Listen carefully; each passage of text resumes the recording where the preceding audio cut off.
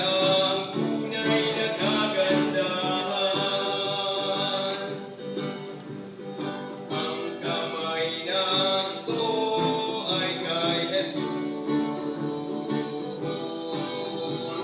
Siya ang dakilang pintor.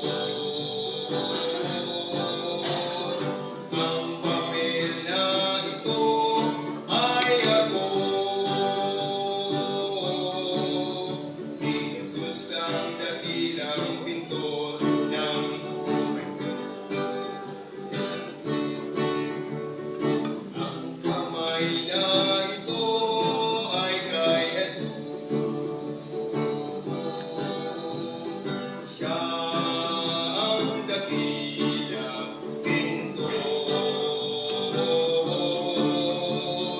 Ang papel na ito ay ako. Si Jesus ang dakilang pintor ng buhay ko. Si Jesus ang dakilang pintor.